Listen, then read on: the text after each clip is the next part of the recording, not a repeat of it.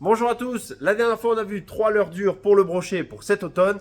Aujourd'hui on fait pareil mais avec des leurres souples. N'hésitez pas à me dire dans les commentaires ce que vous utilisez comme leurre souple pour le brochet. Et on commence tout de suite avec le Bull Tease Curtail de chez Westin, ici dans la taille 21 cm. Il est prêt à pêcher, ça pèse 73 grammes, ça va être très simple à utiliser. Un lancer ramené simple, suffit à le mettre en action. C'est un grub, donc ça nage même à faible vitesse, donc récupération linéaire entrecoupée de pauses.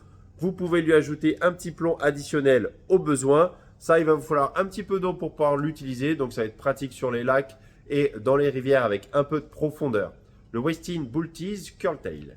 On continue cette sélection avec un shad, c'est la nouveauté de chez Naze, c'est le Naze Hunter 90, donc 23 cm pour 80 et quelques grammes.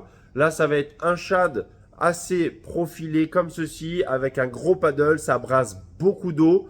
Plusieurs options de montage s'offrent à vous, monture shallow, tête plombée ou gros hameçon texan. Là, on va être sur un bon 10-0.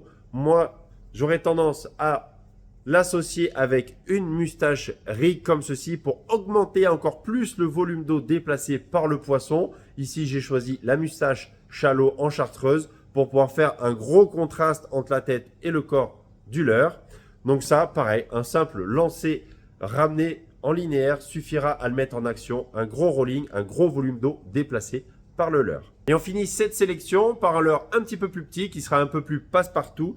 C'est le Swing Impact Fat de chez Keitech, ici dans la taille 5,8 pouces. Ça va être plus passe-partout. Vous pourrez l'utiliser avec une canne 10-30, 10-40 sans aucun problème.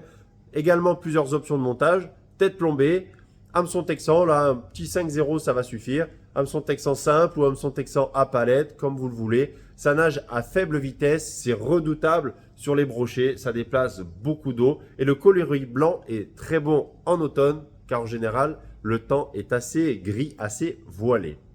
Voilà pour cette sélection de leurres souples pour le brochet. N'hésite pas à me dire en commentaire ce que toi tu utilises. Tout est disponible sur actionpêche.com et en magasin.